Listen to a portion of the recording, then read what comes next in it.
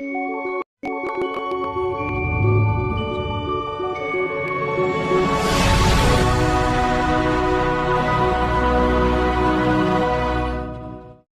పరిశుద్ధ నామముకి స్తోత్రములు. దేవాదేవుడు, మహిమగల దేవుడు, సర్వమెరిగిన దేవుడు, ఆయనకు మించిన వారు ఈ లోకంలో ఎవరు లేని బాహాటంగా చెప్పే దేవుడు. అవునా? ఎప్పుడు కూడా మనల్ని, మన కుటుంబాలను, మన ప్రార్థన చేస్తున్నప్పుడు అంగీకరిస్తూ సమాధానం ఇస్తున్న దేవుడు ఆయన. మరి ప్రతి దినము, ప్రతి గడియ మనం కాపాడుతున్న దేవునికి మహిమ కలగను గాక. హల్లెలూయా.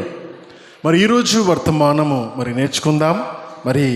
మనం నేర్చుకున్న వర్తమానం ఏంటంటే, మనము స్వతంత్రులమా అన్న మాటను నేర్చుకుందాం. మనము స్వతంత్రులమా అన్న అంశం పైన ఈరోజు మాట్లాడుకుందాం. అయితే ఈ మాటను ఆలోచన చేస్తున్నప్పుడు 15th ఆగస్ట్ నెలలో ఉన్నాము. 15 ఆగస్టు దినమున సంఘములో అందరము చేరి భారతదేశమునకు స్వతంత్రము వచ్చిన సందర్భాల గురించి, ప్రస్తుతము భారతదేశము ఎటువైపు తన అడుగులు వేస్తుంది, మనవంతు బాధ్యత, దేశ అభివృద్ధి నిర్మాణ నిమిత్తం మనవంతు బాధ్యత ఏమై ఉంటో ఇవన్నీ విషయాలు నేర్చుకున్నాం. ఈరోజు ఏం నేర్చుకుంటామంటే ఆత్మీయమైన స్వతంత్రత గురించి నేర్చుకుంటాం. అయితే ప్రశ్న, అది ఎండింగ్ వచ్చే లోపు ఒక ప్రశ్నతో ప్రారంభిస్తాను. ఆ ప్రశ్న అంటే, మీరు స్వతంత్రులా అని ఆ ప్రశ్నతో మనము ప్రారంభించుకుందాం. ఎందుకు ఈ ప్రశ్న అడుగుతున్నాను?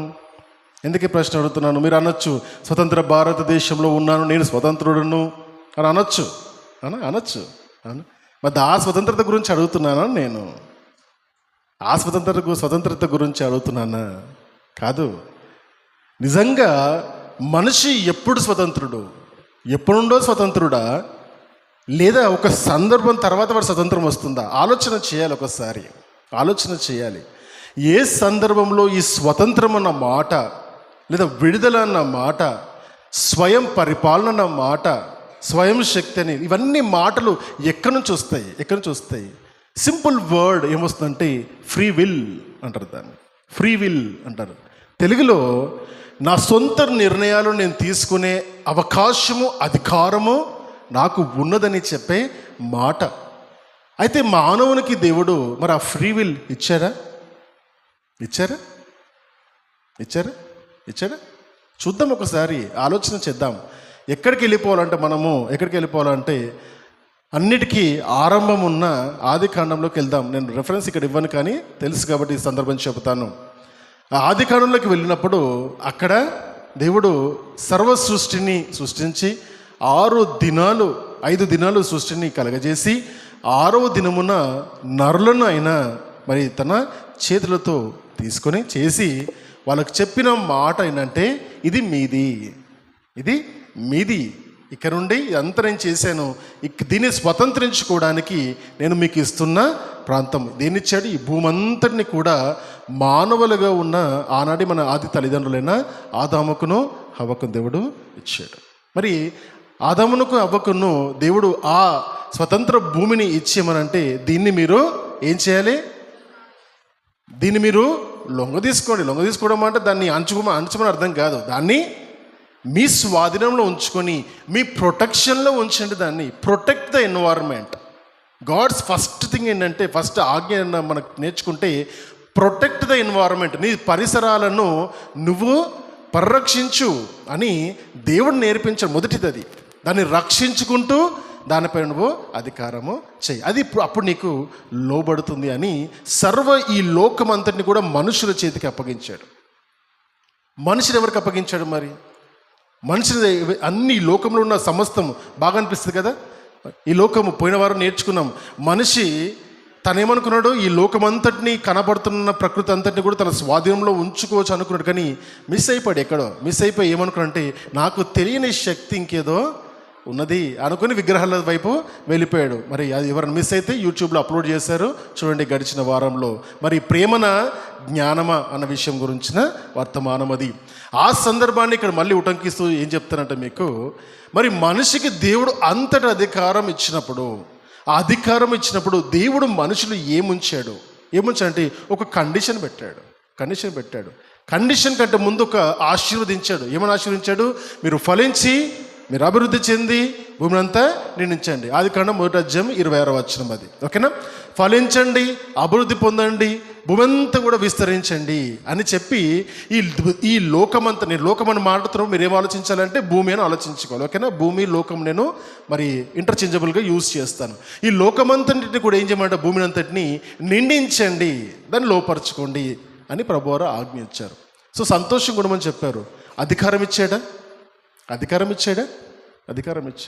ఒక్క మాట మాత్రం చెప్పారు, ఏంటంటే ఇదంతా బాగుంది కానీ ఇంత పెద్ద లోకములో ఒక చెట్టు పెట్టి, ఇదిగో ఈ చెట్టు ఉంది, దీని దగ్గరికి మీరు దీని యొక్క ఫలాలు మాత్రం తినొద్దు. ఏదైనా తినండి కానీ ఈ ఫలం మాత్రము తినొద్దు. అది మీరు తిను దినమున్న నిశ్చయముగా చచ్చెదరు. చనిపోతారంటే చనిపోవడం అనేది ఎడబాటు. నేర్చుకున్నాం చాలా సందర్భాల్లో. మరణం అంటే ఎడబాటు.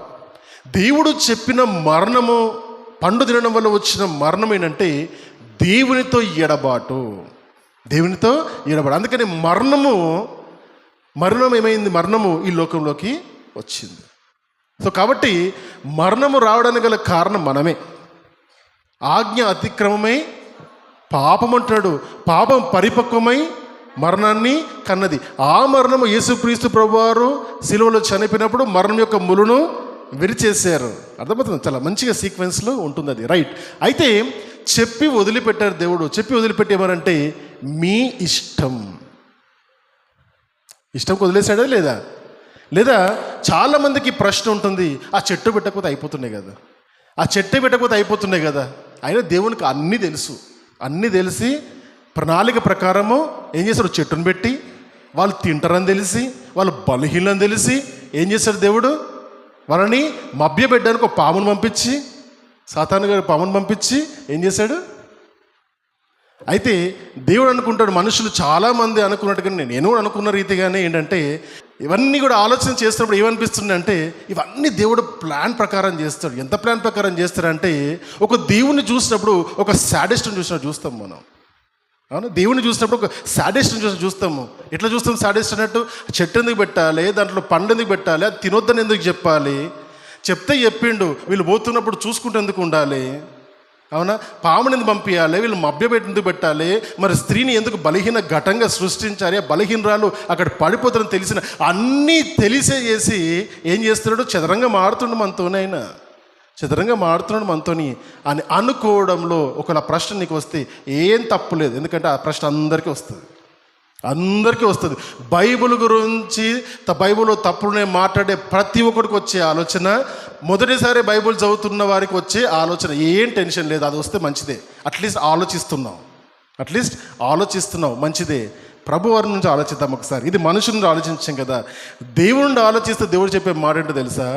నిన్ను నేను స్వతంత్రుడిగా చేశాను, నా స్వరూపాన్ని ఇచ్చి రిమోట్ కంట్రోల్ నా దగ్గర పెట్టుకోలేదు. నేను ఆడినట్టుగా నువ్వు ఆడాలని నేను కోరుకోలేదు. నేను కోరుకున్నది ఏంటంటే నీవు స్వతంత్రం ఇచ్చాను, ఇది మంచి ఇది చెడు అని నీకు తెలిపాను. తెలుసుకొని మంచిని చెడును తెలుసుకొని మంచి వైపు వెళ్ళాలా చెడు వైపు వెళ్ళాలా అనే నిర్ణయము నీకు నువ్వు తీసుకునే స్వతంత్రము, ఫ్రీ విల్ నేను నీకు కల్పించానని దేవుడు చెప్తాడు. దేవుని యొక్క వర్షన్ మనం వింటే ఎట్లుంటుంది అంటే, దేవా ఇవెందుకు చేసావని అడుగుతాను అంటాడు. ఇప్పుడు నా వర్షన్ విను అని చెబుతూ ఆయన సైడ్ తిరిగి మనుషులు తిరిగి మాట్లాడుతూ అంటాడు, ఆదాము అవ్వ చెప్పానా లేదా మీకు? చెప్పాను. మరి ఆ పాము అపవాది వచ్చి నేను శోధిస్తున్నప్పుడు నువ్వు ఏం చేస్తున్నావు? దాని దగ్గరికి ఎందుకు పోయావు నువ్వు? ఎందుకు నీకు అంత ఆకర్షణీయంగా అనిపించింది? అది ఎందుకు లోబడిపోయావు నువ్వు? ఒక్కసారి ఆ మాట నేను చెప్పిన ఆజ్ఞను నువ్వు గుర్తు చేసుకొని దేవుని వైపు వెళ్ళి అపవాది నిన్ను వచ్చి ఇది నిజమా అని చెబితే ఇది నిజమే అని చెప్పి వెనక్కి ఎందుకు రాలేదు నువ్వు? నేను కోరుకుంది అది నా చిత్తం, అది నా చిత్తము, నేను అది కోరుకున్నాను. నీ చిత్తము దాన్ని లోబడిపోవడము, నా చిత్తము దానిని ఎదిరించడము. అర్థమవుతుందా? ఇక్కడ క్లాష్ వస్తుంది. ఈ క్లాష్ అనేది ఇక్కడితో ఆగిపోయిందా? ఆ పండు దగ్గర ఆగిపోయిందంటే ఇప్పటికీ మన జీవితాల్లో ఇదే జరుగుతుంది. శరీరమునకును ఆత్మకు ఎప్పుడు వైరమే జరుగుతుంది. దేవుని చిత్తం ఒకటి చెప్తుంటుంది, నీ శరీరం ఒకటి చెప్తుంటుంది. అవునా? నీ హృదయం ఒకటి చెబుతుంటుంది, నీ కళ్ళు ఒకటి చెబుతుంటాయి. కాబట్టి ఏ విధంగా ఉంటుంది అంటే ఎప్పుడు అంతరంగంలో ఘర్షణ. ఇది గళిత రాసిన పత్రిక 13వ అధ్యాయంలో 5వ అధ్యాయం అని చూస్తాం. ఈ మాటలు నేను చూపిస్తాను, మాటలు కూడా మళ్ళీ తర్వాత. రైట్, ఏం చెప్పడానికి ప్రయత్నిస్తున్నంటే దేవుడు మనుషులను స్వతంత్రులుగా చేశాడు. ఎందుకు చెప్తున్న ఈ మాట అంటే నీవు స్వతంత్రుడవు. ఏదైనా సరే నువ్వు చేయడానికి స్వతంత్రుడవు. మరి స్వతంత్రము ఉంది కదా అని ఏది పడితే చేస్తావా? ఏది చేస్తావో దాన్ని బట్టే పర్యవసరం నీకు ఉంటుంది. మంచి చేస్తే మంచి ఉంటుంది, చెడు చేస్తే చెడు ఉంటుంది. కానీ దేవుడికి ఇచ్చింది ఏంటంటే నీకు స్వతంత్రాన్ని ఇచ్చాడన్న మాటను మొదట గుర్తుపెట్టుకుందాం. ఈ స్వతంత్రాన్ని ఎవరు వాడుకున్నారు? ఆదమవ్వను చూసాం. తర్వాత మళ్ళీ మనం ఆదికాండంలోకి వెళ్దాం. 12వ అధ్యాయంలో చూద్దాం. 12వ అధ్యాయంలో కొన్ని మాటలు నేను చదువుతాను. 12వ అధ్యాయంలో మొదటి మాట చూద్దాం. యెహోవా నీవు లేచి నీ దేశము నుండి, నీ బంధువుల యొద్ద నుండి, నీ తండ్రి ఇంటి నుండి బయలుదేరు. నేను నీకు చూపించు దేశమునకు వెళ్ళుము. నేను గొప్ప జనముగా చేసి నిన్ను ఆశీర్వదించి నీ నామమును గొప్ప చేదును. నీవు ఆశీర్వాదముగా ఉందువు.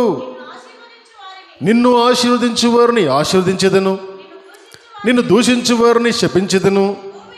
భూమి యొక్క సమస్త వంశములు నీ యందు ఆశీర్వదింపబడునని అబ్రహాముతో అనగా యెహోవా అతనితో చెప్పిన ప్రకారము అబ్రాము వెళ్ళెను. చాలా ఏం చేశాడు అబ్రామ్ హ్యాడ్ టూ చాయిసెస్ ఉండే. అవునా? అవకాశం ఉండేనా?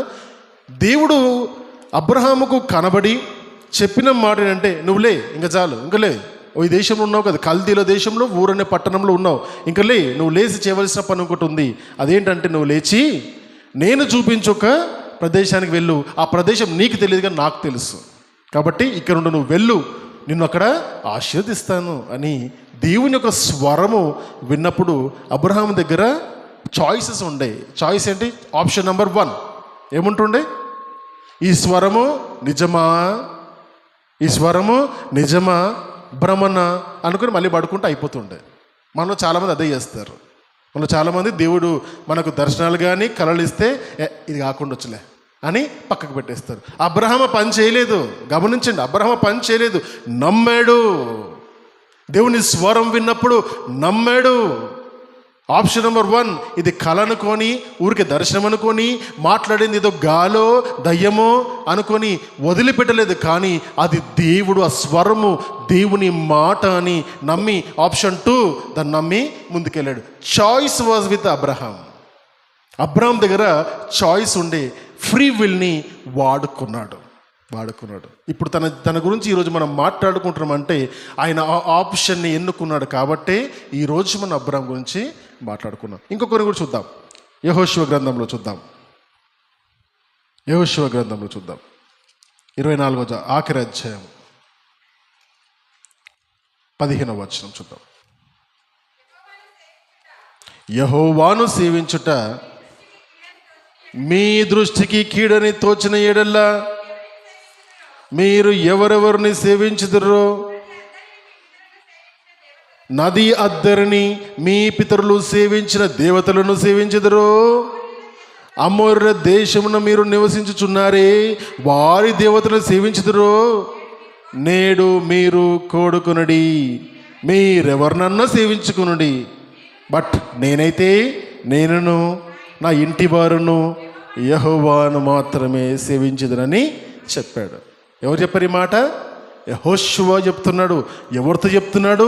12 మంది గోత్రకర్తలతో 12 గోత్రాలను ఇజ్రాయెల్ యొక్క దేశాన్ని పంచి ఇచ్చిన తర్వాత ఏమంటారు అంటే, ఇప్పుడు దేవుడు మోషేకు వాగ్దానం చేసిన విధంగానే మోషే నాయకత్వంలో మనము బందీలుగా ఐగుప్తులో 430 సంవత్సరాలు బందీలుగా ఉన్న మనని దేవుడు మోషే ద్వారా విడుదలిచ్చి రక్షించి ఎర్ర సముద్రాన్ని దాటించి నదులను దాటించి 14 రాజ్యాలను దాటించి ఇక్కడ ఉన్న కనాను దేశంలో ఉన్న కనానులో 7 రకాల జాతుల వారిని మన దగ్గర నుంచి దూరం చేసి ఆ ప్రాంతం అంతటిని కూడా మనము ఆక్రమించు విధముగా మనకు అనుగ్రహించినది ఎవరనుకుంటున్నారు?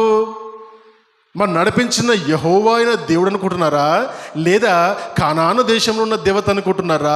ఆ మోయిరుల దేవత అనుకుంటున్నారా? లేకుంటే మన తర్వాత ఇంకున్న హిత్తీల దేవత అనుకుంటున్నారా? ఐగుప్తు దేవత అనుకుంటున్నారా? లేదా మీరు తయారు చేసుకున్న ఆ దూడ బొమ్మ అనుకుంటున్నారా? అర్థమవుతుందా? ఎవరు అనుకుంటున్నారు? ఎవరని అనుకోండి మీరు, నాకు సంబంధం లేదు. అది చెప్తున్నాడు అక్కడ ఆయన. అర్థమవుతుందా? ద వే ద పాస్టరింగ్ హీజ్ షెపర్డింగ్ ఏ విధంగా చేస్తున్నారంటే దాదాపు 20 లక్షల మందికి పైగా ఉన్న జనాంగాన్ని అంత గొప్పగా దేవుని పైన ఆధారపడి యుద్ధాలు గెలిచి రాజ్యాలను గెలిచి సముద్రాలను దాటి వచ్చి స్థిరపడిన తర్వాత సక్సెస్ సాధించిన తర్వాత అనుకున్నది సాధించిన తర్వాత అక్కడ నిలబడి మాట్లాడుతున్నాడు. ఇదంతా చేసింది ఎవరో తెలుసా? మన శక్తి అనుకుంటున్నావా? లేదా ఆ మురళ శక్తి అనుకుంటున్నావా? ఆ శక్తి అనుకుంటున్నావా? ఏ శక్తి అనుకుంటున్నావు? నువ్వు ఏ శక్తి అని అనుకో, ఎవరినానో మొక్కో, నీ కర్మ నీది. నేనైతే నేనును నా కుటుంబమును నా ఇంటి వారందరిని కూడా ఏం చేస్తాము అంటే నేను నా వంశం వారందరూ కూడా ఎవరిని సేవిస్తాం? మేమైతే ఇదంతా చేసింది యెహోవా దేవుడు అని మేము చేస్తాం. మీ కర్మ మీది. చాయిస్. యెహోవాను ఏర్పాటు చేసి దేవునిగా నిలుపుకోవడము చాయిస్. అర్థమవుతుందా? Don't miss out this point. మన ఇష్టం అది. యెహోషువకు ఇష్టమది. ఎందుకంటే తనకు తెలుసు తన శక్తి సామర్థ్యాలు ఏంటియో. ఇంతటి కాల్బనాన్ని నడిపించే శక్తి సామర్థ్యాలు నాకు ఉన్నాయా అనుకుంటే ఐగుప్తునే తిరుగుబాటు చేస్తున్నాడు కదా. ఇన్ని రాజ్యాలను గెలిచిన యెహోషువ ఏం ఐగుప్తు రాజ్యాన్ని ఫరోను గెలవలేడా? ఎందుకంటే అన్ని సంవత్సరం అంతటి శక్తి కలిగిన యెహోషువ మరి ఐగుప్తులోనే నాకు ఇంతటి బలం ఉంది, ఇంతటి నాయకత్వపు విలువలు నాకు ఉన్నాయి, ఇంతమందిని 1,00,000 మంది నడిపించే శక్తి నాకు ఉందని అనుకొని నా శక్తిది అని తను ఉండిపోవచ్చు కదా. నాస్తికుడు అయిపోవచ్చు కదా. దేవుడు కాదని అనొచ్చు కదా. Just imagine situation. యెహోషువ ఆ మాట అని ఉంటే దేవుడు ఎటుపోతాడు? ఏమంటాడు దేవుడు? అంటాడు, మట్టి నుండి పుట్టినారా మీరు, మట్టి బుద్ధులు ఎటుపోతాయి మీ అంటాడు. అంతకుమించి ఏమీ అన్నాడు ఆయన. ఎందుకంటే ఆదమని అదే మాట అన్నాడు, మట్టి నుండి పుట్టినావు కాబట్టి ఆ బుద్ధులు ఎటుపోతాయి అంటాడు. ఎందుకంటే ఆ బలహీనమైన మనస్తత్వాలు ఏం చేస్తాయి అంటే మట్టిలో ఉన్న ఆ శక్తి లేదు, శక్తిహీనత అంటే కృతజ్ఞత హృదయం లేదు. దేవుని నమ్మాలన్న హృదయం మనిషికి ఉండదు. దేవునిపైన ఆధారపడాలన్న హృదయం మనిషికి ఉండదు. ఆ ఉండని సమయమున దేవుడు చూసి అంటాడు, అదేమంటాడు, మట్టి నుండి పుట్టావు కాబట్టి మట్టి బుద్ధులు ఎట్టు పోవని మళ్ళీ బాధపడతాడు. మళ్ళీ ఇంకొకసారి ఇంకెవరన్నా నా కొరకు ఎదురు చూస్తారేమో అని ఆయనను ఆప్షన్గా ఉంచుకొని ఎదురు చూస్తారని ఇంకొకరి కొరకు ఎదురు చూసేవాడు. ఎప్పుడు? ఆనాడు యెహోషువ దేవునికి ఇవ్వవలసిన దేవుణ్ణి ఇవన్నీ చేశాడని నమ్మాడు కాబట్టే తన కుటుంబం నుండి మరి ఆ కుటుంబము మరి మిగతా వంశాలన్నీ కూడా గొప్పగా అభివృద్ధి చెందాయి. విశ్వాసము, ఫ్రీ విల్, స్వతంత్రము, ఆప్షన్స్ దేవుడు ఎవరికి ఇస్తున్నాడు? మనకే ఇస్తున్నాడు. అంతటి గొప్పవాడు. ఇంకొన్ని వచనాలు కూడా చూద్దాం. ఈ వచనంలో చూద్దాం. మార్కు సువార్తలోని 8వ అధ్యాయం చూద్దాం. మార్కు సువార్తలోని 8వ అధ్యాయము 34వ వచనం. అంతటా ఆయన తన శిష్యులను జన సమూహమును తన యొద్దకు పిలిచి, నన్ను వెంబడింపగోరువాడు తన్ను తాను ఉపేక్షించుకొని తన శిలువను ఎత్తుకొని నన్ను వెంబడింపవలను. చాలమ్మా. నన్ను వెంబడింప కోరువాడు అండర్లైన్ చేసుకోవాల్సిన మాట అదే, కోరువాడు. అది మనం వదిలేస్తాం, ఆ పాయింట్ వదిలేస్తాం. పట్టుకోవాల్సిన పాయింట్ ఆప్షన్ ఇస్తున్నాడు ప్రభువారు. ఏమిస్తున్నారు అక్కడ? గాడ్ జీసస్ క్రైస్ట్ యేసు ప్రభువారు ఈ లోకములో మానవ రూపంగా ఉంటున్నప్పుడు ఆప్షన్ ఇస్తున్నాడు. తన దగ్గరకు వచ్చిన జన సమూహముకు ఆప్షన్ ఇస్తున్నాడు. ఏమనంటే, మీరు నన్ను వెంబడింపగోరుతున్నారా? క్వశ్చన్ అక్కడ అది. నన్ను వెంబడింపగోరుతున్నారా? ఇఫ్ ఎస్ ముందుకు రండి. అర్థమవుతుందా? ఇఫ్ ఎస్ అంటేనే ఇంకా ఇంకో స్టెప్ చెప్తాను నేను. నన్ను వెంబడింపగోరు వారు తన్ను తాను ఉపేక్షించుకోవాలి. Condition number 1. తన సిలువను ఎత్తుకోవాలి. నెంబర్ 2, ఈ 2 వేసుకొని తను తాను ఉపేక్షించుకోవాలి. రెండవది తన సిలువను తను ఎత్తుకోవాలి. ఈ 2 కండిషన్స్ని పెట్టుకొని అప్పుడు ఆయనను వెంబడించాలి. ఇప్పుడు వెంబడిస్తున్న మనందరం ఈ 2 ఎత్తుకున్నామా? మనం ఉపేక్షించుకున్నామా? తను తాను ఉపేక్షించుకోవడం అంటే ఏంటో తెలుసా? తను ఉపేక్షించుకోవడం అంటే నేను నడుస్తున్నది, నేను బ్రతుకుతున్నది నేను కాదు, నాలో ఉండి నా క్రీస్తే నన్ను బ్రతికిస్తున్నాడు నమ్మినవాడు తను ఉపేక్షించుకుంటాడు. అన్న మాటను నువ్వు సిలువేసినప్పుడు ఈ విధంగా వెనక కనపడట్టుగా నేను అన్నదాన్ని సిలువకు నువ్వు అప్పచెప్పుకున్నప్పుడు నువ్వేమవుతావు అంటే క్రీస్తు వాడవవుతావు. అప్పటి వరకు నువ్వే. దేవుని నమ్ముకున్న తర్వాత నా జీవితంలో ఏం మార్పు కలుగుతుందయ్యా అని అడిగితే, చిన్న బిడ్డలను అడిగినప్పుడు నా నోట వచ్చిన మాట ఏంటంటే, మొదట నాలో ఉన్న ఈగో తగ్గిపోయింది, నేను అన్న అహము తగ్గింది. నీకు తగ్గిందా? నీకు మారిపోయిందా? నీ మనస్సు మారుతుందంటే నేను అన్నది నువ్వు కాదు అని అర్థమవుతుంది. ఆ మూమెంట్లో నీ మారు మనస్సు జరుగుతున్న ప్రక్రియ అది. నేను అనుకున్నప్పుడు ఏమవుతుందంటే అహం వచ్చేస్తుంది. నన్ను అంటావా? నీ సంగతి చూసుకుంటా. నన్ను కొడతావా? నీ సంగతి చూసుకుంటా. నా మీద చాడీలు చెప్తావా? నీ సంగతి చూసుకుంటా. ఏది నువ్వు సంగతి చూసుకునేది? అవునా? ఏం చూసుకునేది అక్కడ? నేను అన్న అహము మనిషికి పుట్టుక నుండే వస్తుంది. నేను నా శక్తి ఎంతో చూపించుకొని ప్రతి ఒక్క మనిషి ఆరాటపడుతుంటాడు, తను గొప్పను చూపించుకోవడానికి ప్రయత్నం చేస్తుంటాడు. ఎంత మందిలో మాట్లాడుతున్నా అక్కడ నేనే గొప్పవాడని చూపించుకోవడానికి ప్రయత్నం చేస్తుంటాడు. ఒకరు బట్టల ద్వారా చూపిస్తారు, ఒకరు బ్రాండెడ్ బట్టలు వేసి చూపిస్తారు, కొంతమంది ఇంకా రకరకాలుగా చూపిస్తారు, బంగారాలు వేస్తారు, పట్టుచీరలు కట్టుకొని చూపిస్తారు. ఏమన్నా కానీ ఏం చూపించడానికి ప్రయత్నం చేస్తున్నాం అంటే నేను గొప్పోడిని. నేను దేవుని నమ్ముకున్న నీవు ఎన్ని ఉన్నా నేను కాదు, నా దేవుడు స్వతంత్రము. ఆ స్వతంత్రము తను ఉపేక్షించుకోవడం అంటే బ్రతుకుతున్నది నేను కాదు, నాలో ఉన్న క్రీస్తు నా యందుండి బ్రతికిస్తున్నని నీవు నమ్మి దాని ప్రకారం ప్రతి దినము నువ్వు బ్రతకడం. ఆయన తన సిలువ, ఎవరి సిలువ వాళ్ళకే ఉంది. అవునా? యేసుప్రభు చెప్తుంది, ఆయన ఎవరి సిలువ వాళ్ళు ఎత్తుకోవాలని చెప్తున్నాడు. ఆయన సిలువ నేను ఎత్తుకోమని చెప్పట్లేదు అక్కడ. గమనించారా? తను ఉపేక్షించుకొని తన సిలువను ఎత్తుకోవాలి. నీ సిలువ నువ్వెత్తుకోరా బాబు, నేనెందుకు ఎత్తుకుంటా?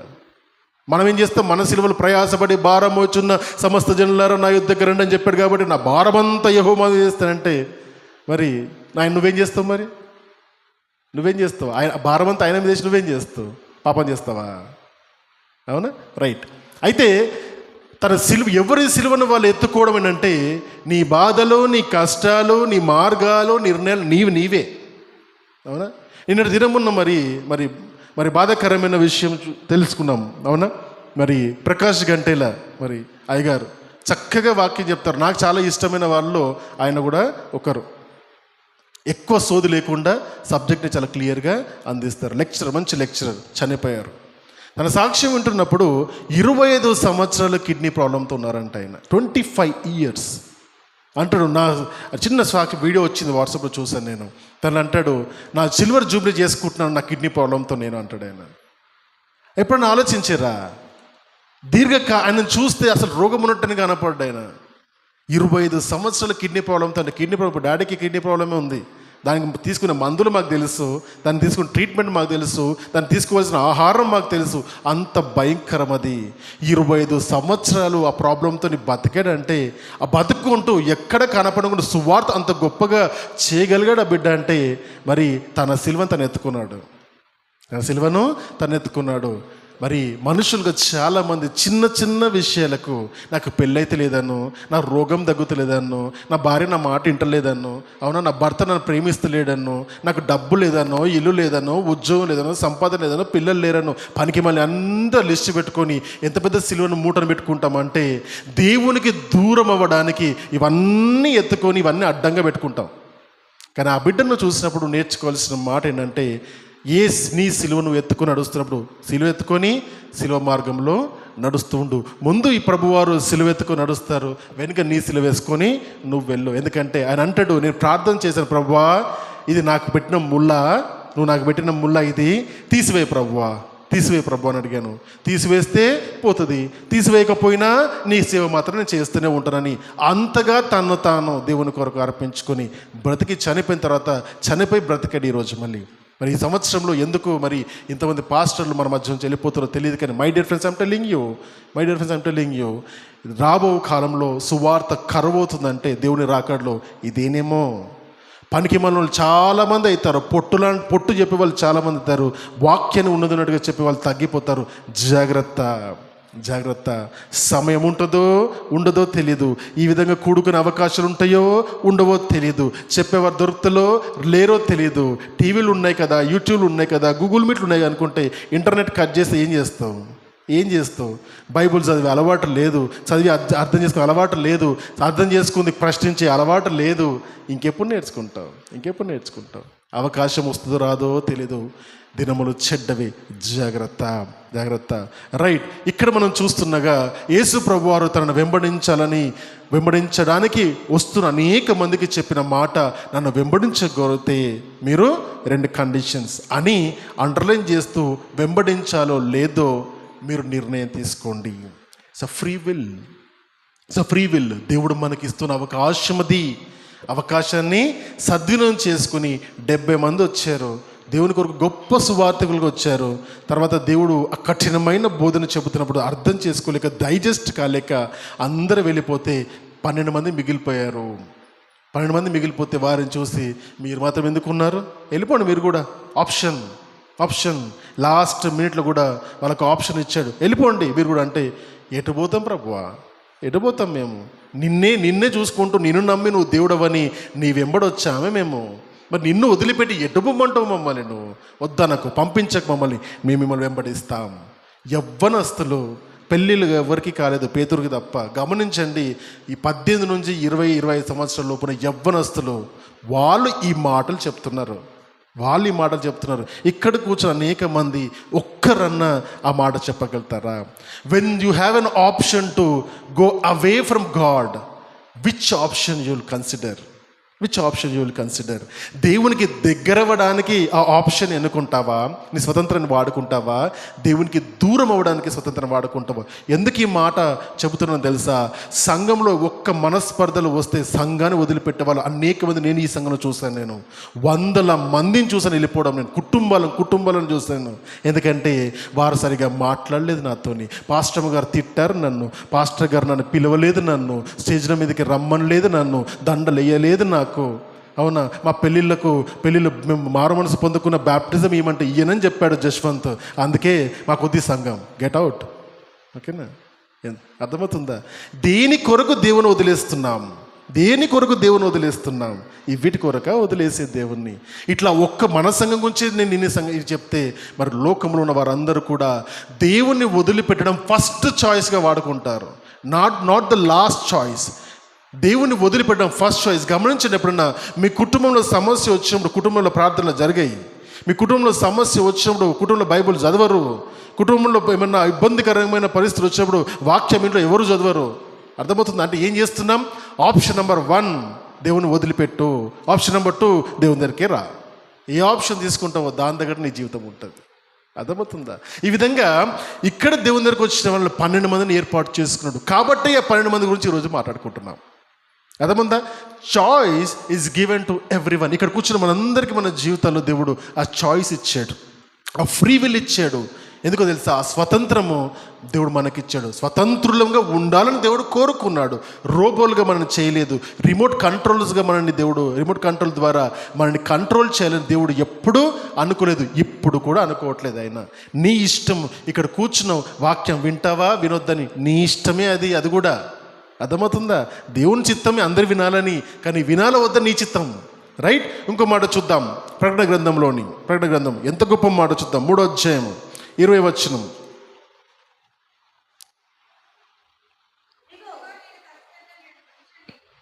ఇదిగో నేను తలుపు వద్ద నిలుచుండి తట్టుచున్నాను. ఎవడైనను నా స్వరము విని తలుపు తీసిన ఎడల నేను అతని యొద్దకు వచ్చి అతనితో నేనును నాతో కూడా అతడును భోజనము చేయదము. ఏం చేస్తున్న ప్రభువారు ఇక్కడ? యేసు ప్రభువారు డైరెక్ట్, ఇంకా ఇండైరెక్ట్ ఏం లేదు ఇక్కడ, డైరెక్ట్గా అడుగుతున్నాడు. ఎక్కడికి వచ్చాను నేను? నీ ఇంటికి వచ్చి తలుపు తడుతున్నాను నేను, నా స్వరం వింటావా? నీ ఇంటి డోర్లు క్లోజ్ అయ్యి ఉన్నాయి, నేను తట్టుతున్నాను, వింటున్నావా అని ప్రభువారు అంటారు. వింటే ఎవడైనను నా స్వరము విని తలుపు తీసిన వేడలా అప్పుడు నెక్స్ట్ ప్రాసెస్ స్టార్ట్ చేస్తా. ఆప్షన్ నెంబర్ 1, తలుపులు మూసే ఉంటాయి, నాకు నువ్వెవరో తెలియదు ప్రభువా, please go. Option number 1. Option number 2 ఏం చెప్పొచ్చు? దేవా నీ స్వరం వినపడింది, కమ్ ఇన్ సైడ్. అర్థమవుతుందా? నీకు తెలియని వ్యక్తి నీ ఇంటి బయట ఉంటే నువ్వు తలుపులు తీయవు, నీకు తెలిసిన వ్యక్తి నీ ఇంటి బయట ఉంటే తలుపులు తీస్తావు. ప్రశ్నించుకోవాల్సింది, క్రీస్తు నాకు తెలుసా? క్రీస్తు నాకు పరిచయమా? ఆయనను పిలిచి నా ఇంట్లోకి ఆహ్వానించుకునేంతగా ఆయనకు నీకు సంబంధాలు ఉన్నాయా? రిలేషన్షిప్ ఉందా? Again God is giving a free will to you. Option నీకే వదిలేస్తున్నాడు. దేవుడు ఎంత గొప్పవాడంటే నువ్వు పిలిస్తేనే ఆయన వస్తాడు, నువ్వు ఆహ్వానిస్తేనే నీ ఇంటికి వస్తాడు, నువ్వు వాక్యం విని నీ జీవితాన్ని మార్చుకుంటా అంటేనే నీకు అవకాశం ఇస్తాడు. నా దేవుడు నువ్వు అంగీకరిస్తానంటేనే తన పేరు నీకు ఇస్తాడు. అంతగా తను ఏ విధంగా ఉంటే చాలా ప్రొఫెషనల్గా ఉంటున్నాడు. ఆయన లొంగిపోడు, తనని తాను తగ్గించుకోడు, అస్సలు తగ్గించుకోడు. మనం అనుకుంటాం యేసు ప్రభువారు తను తాను తగ్గించుకొని పరలోక రాజ్యాన్ని విడనాడకూడని భాగ్యముని ఎంచుకొనక తన ఈ లోకానికి రిక్తునిగా మారి బానిస అంటే నరూప స్వరూపం ధరించుకొని బానిసకి లోకానికి వచ్చి తను తగ్గించుకున్నాడు. కాబట్టి అంతగా హెచ్చింపబడ్డాడు. ఎక్కడ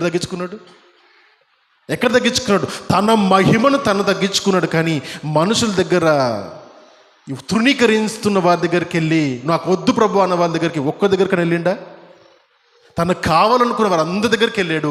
తను ఎవరో తెలియని ప్రజల దగ్గరికి వెళ్ళాడు. తెలియకుండా పాపం ఉన్న వారికి వెళ్ళి తను తెలియపరుచుకున్నాడు. నన్ను వద్దు ప్రభువా, నీ వద్దు ప్రభు అని చెబుతున్న గొప్ప గొప్ప శాస్త్రులకు, పరిసయ్యులకు, యూదులు అనేక మందికి తను అసలు దేవుడుగా కనపరుచుకోలేదు. అది తనది స్టేటస్. తను ఎప్పుడు తగ్గించుకోలేదు. తను ఏ విధంగా ఉంటే తన వ్యక్తిత్వాన్ని ఎప్పుడు నిలుపుకున్నాడు. అది సెల్ఫిష్ నేచర్ కాదు, గాడ్లీ నేచర్, డివైన్ నేచర్. మనందరిలో ఉండవలసింది కూడా అదే నేచర్. నిన్ను ఆహ్వానించని గృహానికి నువ్వు వెళ్ళొద్దు, నిన్ను పిలువని పేరెంటాలకు నువ్వు వెళ్ళొద్దు, నీకు విలువలేని దగ్గర నువ్వు ఉండొద్దు. అర్థమవుతుందా? That is God's character. నీకు విలువన దగ్గరనే మాట్లాడు, నీ విలువలేని దగ్గర అస్సలు మాట్లాడకు. ఇవన్నీ కూడా దేవుడు మనం నేర్పించే మాట. తన స్వభావము, తన స్వరూపం మనలో ఉంది. మనం ఏం చేస్తాం? మనుషులుగా ఏం చేస్తామంటే చాలాసార్లు మనకు తెలియని ఎన్నో అవకాశాల వైపు వెళ్ళిపోయి ఇది చేస్తే అది దొరుకుతుందేమో, ఈయనతో బాగుంటే నాకు పనులు జరుగుతాయేమో అని మన రికమెండేషన్ల వెనక్కి వెళ్తాం. No my dear friends, godly character straight forward. తన దారి తిన్నని దారి కాబట్టి చాలా స్ట్రైట్ వే అయినది. అది ఇరుకుల వే కాదైనది, స్ట్రైట్ వే ఉంది. కాబట్టి he wanted his people to be straight. Right? చూద్దాం. ఈ విధంగా మనం ఆలోచన చేస్తే ఒక్క విషయం మాత్రం మనకు అర్థమైంది. ఏమర్థమైంది? దేవుడు మనల్ని స్వతంత్రులుగా చేసి ఉన్నాడు, బానిసలుగా చెయ్యలేదు. తనకు బానిసలుగా మనం ఉండాలని ఆయన అనుకోలేదు. మనం స్వతంత్రులుగా చేసి మనం ఎల్లప్పుడూ స్వతంత్రులుగా ఉండాలని కోరుకున్నాడు. అయితే మరి ఎందుకు మనుషులు దేవుని వదిలిపెట్టి వెళ్ళిపోయారు? ఎందుకు దేవునికి దూరమై వెళ్ళిపోయారు? అర్థమవుతాం. అనాది ప్రణాళికలు ఒకసారి ఆలోచన చేస్తే మళ్ళీ బ్యాక్ వెళ్దాం. ఆదికాండం నుంచి ప్రకటన గ్రంథం వరకు వచ్చేసినాం కదా. మళ్ళీ ఆదికాండంకి ఒకసారి వెళ్తే అక్కడ ఏమర్థమవుతుంది అంటే దేవుడు వారికి అప్పగించిన ఆజ్ఞను వారు లోబడలేదు, ఆజ్ఞకు లోబడలేదు. లేదా ఇంకొక మాట చెప్పంటారా, దేవుడు ఎవరు వారికి తెలియలేదు. ఎవరు పాపం చేయడానికి అడుగులు ముందుకు వేస్తారు, పాపమును ఇష్టముగా పర్వాలేదులే అని కాంప్రమైజ్డ్ లైఫ్ని ఎవరు జీవిస్తారంటే ఎవరికైతే క్రీస్తు పరిచయం అవ్వలేదో, క్రీస్తు గురించిన అనుభవ జ్ఞానం వారికి ఉండదో వారు మాత్రమే తప్పును అస్సలు సిగ్గు లేకుండా చేసేస్తారు. ఏ తప్పన చేసేస్తారు. ఎందుకంటే పర్వాలేదులే, కాంప్రమైజ్డ్ లైఫ్. ఒక వాక్యంలో ఒక బోధకుడు చెప్తున్నప్పుడు విన్నాను, కాంప్రమైజ్ అంటే ఏంటంటే ఈ దారి నీకు వెళ్ళవలసిన దారి ఈస్ట్కి వెళ్ళాలంటే వెస్ట్కి వెళ్ళడం కాదు, ఈస్ట్కి వెళ్ళాలంటే వెస్ట్కి వెళ్ళడం కాంప్రమైజ్ లైఫ్ కాదు. ఈ దారిలో వెళ్ళాలి అని దేవుడు నీకు ఆజ్ఞాపిస్తే వెళ్ళాల్సిన దారి ఇదైతే కొంచెం ట్విస్ట్ చేసి ఆ పక్క దారిలో వెళ్ళడానికి నువ్వు వెళ్తావు. అంటే షార్ట్ కట్స్ వెతుక్కుంటాం మనం. అంటే ఇది ఖచ్చితమైన జీవితం జీవించాలని క్రైస్తవుడిగా నువ్వు ఉండవలసిన జీవితం జీవించకుండా ఇట్లా కూడా జీవించవచ్చులే అని ఆలోచించి నీ నిర్ణయాలు, నీ స్వతంత్రాన్ని ఉపయోగించుకుంటావే, అక్కడ కనపడుతుంది కాంప్రమైజ్ లైఫ్. అది పాపము అంటాడు దేవుడు, అది పాపం అంటాడు. వాళ్ళు ఏం చేశారు? ఆదాము వాళ్ళు ఏం చేశారు? అవునా, కాంప్రమైజ్ అయ్యారు. ఏం కాంప్రమైజ్ అయిపోయారు వాళ్ళు? దేవుని చిత్తము చెట్టు పండ్లు తినకూడదంటే వెళ్ళి ఇన్ని పండ్లలో లేనిది ఒక పండ్లు ఏముంటుంది, తినేద్దాం, ఏం పర్వాలేదు అని ఆలోచన చేసుకొని నిర్ణయం తీసుకుంటారు. ఇద్దరే కదా ఉన్నది. అవునా, అనవసరంగా అక్కడ అవ్వను బద్నాం చేస్తారు. కానీ నా దృష్టిలో ఇద్దరు అట్లాంటి వాళ్ళే, కొత్త ఏం కాదు. ఎందుకంటే ఒకవేళ ఆదాము అటువంటి ఆలోచన లేనివాడు అయి ఉంటే ప్రభువు చెప్పినప్పుడు ప్రభు నన్ను క్షమించు దేవా అని అడిగేవాడు, నా భార్యను కూడా క్షమించు దేవా అని అడిగేవాడు. నిందలేసినోడు కాదు. అవునా, నిందలేసినంటే కలిసి ప్లాన్ చేసుకున్నారు. సిచ్యువేషన్ వచ్చినప్పుడు ఆమెను ముందు నూకేసిండు, ఈయన వెనక్కుని తప్పించుకున్నాడు ఈయన. అవునా, అర్థమవుతుందా? రైట్. ఈ విధంగా దేవునికి సరైన దేవుని గురించిన అవగాహన లేకుండా, దేవుడు ఎవరో వాళ్ళకు తెలియలేదు కాబట్టి పాపాన్ని చాలా విరివిడిగా చేయగలిగారు. కాంప్రమైజ్ లైఫ్ని వాళ్ళు జీవించారు. అది కూడా వాళ్ళకేం సిగ్గనిపించలేదు, సంతోషంగా బతికారు. ఆనాడే ఉన్నారా అంటే ఈనాడు ఉన్నారు. వాక్య భాగంలో మనం ఆలోచించినట్టయితే ఏమంటారంటే వాళ్ళు సిగ్గుపడవలసిన విషయంలో యందు వాళ్ళు అతిశయపడుతున్నారు. అవునా, అవమానకరమైన పనులు చేస్తూ వాళ్ళు హెచ్చించుకుంటున్నారు అని కొరింథీయులకు రాసిన పత్రికలో ఈ మాటను, గలతీయులకు రాసిన పత్రికలో పౌలు భక్తి ఈ మాటలను రాస్తూ అంటారు. ఏమంటే మనము సిగ్గుపడాల్సిన విషయాలలో ఘనంగా ఉంచుతున్నాం, ఘనంగా అనుకుంటున్నాం. ఏ విధంగా చెప్పొచ్చు అంటే వాడు అంటాడు, నాకు ఒక్కరోజు డబ్బా సిగరెట్ తాగకపోతే నాకండి అసలు వర్కౌట్ కాదని అంటాడు. రోజు ఒక ఫుల్ బాటిల్ తాగితే కానీ నాకు సెట్ కాదని అంటారు. అర్థమవుతుందా? రోజు కనీసం ఎంతమందితో ఫ్రెండ్షిప్ చేసి ఫోన్లలో మాట్లాడకపోతే, చాటింగ్లో మధ్యరాత్రి వరకు నేను చాటింగ్ చేయకపోతే అది అసలు దినం గడవదే అని అంటారు. సిగ్గుమాలిన పనులు చేస్తూ దాన్ని ఘనంగా చెప్పుకునే కాలము కనబడుతుంది. మీరు సినిమాలు చూసినా, సినిమా పోస్టర్లు చూసినా, లేక అడ్వర్టైజ్మెంట్ చూసినా, ఏది చూసినా కూడా ఏం కనబడుతుంది, ఏం ప్రోత్సహిస్తుంది లోకం అంటే పర్వాలేదులే. నీకు వచ్చిన ఆలోచన నీకు పాపమని ఇక్కడ నేర్చుకుంటే నువ్వు జస్ట్ సంఘం నుండి వాక్యాన్ని విని బయటకు వెళ్ళి ఒక పోస్టర్ను చూడు, సినిమా పోస్టర్ను చూడు, టీవీలో సీరియల్ చూడు, అడ్వర్టైజ్మెంట్ చూడు, వచ్చి సినిమాలు చూడు, ఏం కనపడుతుందంటే ఇక్కడ చెప్పేదంతా వేరు, అక్కడ జరుగుతుందంటే వేరు. అర్థమవుతుందా? పర్వాలేదులే, నరహత్య చేయడం పర్వాలేదు, తర్వాత ఎక్స్ట్రా మ్యారిటల్ అఫేర్స్ ఉంచుకోవడం పర్వాలేదు, దొంగతనం చేయడం పర్వాలేదు. ఎందుకంటే సినిమాలో దొంగలే హీరోలు ఇప్పుడు. అవునా, ఎంత గొప్పగా దొంగతనం చేస్తే అంత గొప్ప హీరోలు వారు. అవునా, మర్డర్ చేయడము పర్వాలేదు. ఎందుకో తెలుసా? రోడ్ల మీదకి వచ్చి రాళ్ళతో కొట్టి చంపుతున్నారు, రోడ్ల మీదకి వచ్చి కత్తులు తీసుకొని చంపుతున్నారు, రోడ్ల మీదకి వచ్చి గన్నులతో చంపేస్తున్నారు మనుషుల్ని. భయం లేదు. ఎందుకంటే ఏమవుతుందంటే పర్వాలేదులే. ఈ లోకంలోకి మనము ఉన్నాము. మరి ఇటువంటి పర్వాలేదు అని చెప్పే లోకంలో ఉంటున్న మనమందరము దేవుడు పర్వాలేదు అని చెప్పే పరిస్థితి కాదని తెలిసినప్పుడు మరి ఆయనకు నమ్మకంగా ఎట్లా ఉంటావు నీవు? ఖచ్చితంగా ఎట్లా ఉంటావు నీవు? దానికి ఒకే ఒక యార్డ్ స్టిక్, బెంచ్ మార్క్ అంటే ఈ బైబిల్ పుస్తకం మాత్రమే, ఈ గ్రంథంలో చెప్పబడినవి మాత్రమే. ఇది నువ్వు నమ్మితే దీని ప్రకారము జీవిస్తావు. లేదు ఇది పర్వాలేదండి అని చెప్పి అడ్డపోతే ఆ జీవితం ఆటోమేటిక్ ఉంటుంది. My dear friends, again you have 2 options. దేవుడు అంటున్నాడు, నీ ముందు 2 దారులు ఉన్నాయి. విశాలమైన దారిని ఎన్నుకుంటావా లేదా ఇరుకు దారిని ఎన్నుకుంటావా? చాయిస్ ఈజ్ యువర్స్ అంటాడు. Choice is yours. ప్రతి సందర్భంలో మనకు ఆప్షన్స్ వస్తాయి. ఈ ఆప్షన్ని వాడుకుంటావు. యేసు ప్రభువారిని నువ్వు అనుభవంగా అర్థం చేసుకుంటే ఏ దారి ఎన్నుకోవాలో సరైన దారినే ఎన్నుకుంటావు. లేకపోతే ఎటువైపు ఏ దారిలో వెళ్తామో ఆ డెస్టినీ చేరుతాం మనము. అవునా, హైదరాబాద్కి వెళ్ళాలంటే ఒకటే రూట్ ఉంది. ఇటు వెళ్తూ కరీంనగర్ సైడ్ వెళ్తూ నాకు హైదరాబాద్ వెళ్ళాలంటే వెళ్తావా? ఎంత దూరం ప్రయాణించినా మహా అంటే నువ్వు ఎటు పోతావు అంటే సిద్దిపేట పోతావు, కరీంనగర్ పోతావు, ఇంకా అటు పోతావు, కానీ హైదరాబాద్ మాత్రం రాదు. ఎందుకు? నువ్వు వెళ్తున్న దారే తప్పుదారి. కాబట్టి తప్పులు చేసుకుంటూ నేను పరలోక రాజ్యం పోతానంటే ఎంత వ్యంగ్యంగా అనిపిస్తుంది ఆ మాట. అవునా? వెర్రితనము, జాగ్రత్త. రైట్. మరి ఈ విధంగా మనమందరము ఉంటున్నప్పుడు మరి ఏ విధంగా దేవుడు ఆలోచిస్తున్నారో చూద్దాం. రోమీయులకు రాసిన పత్రికలోని 6వ అధ్యాయం చూద్దాం. రోమీయులకు రాసిన పత్రికలోని 6వ అధ్యాయం చూద్దాం. 23 నుంచి 27 వచనం చూద్దాం.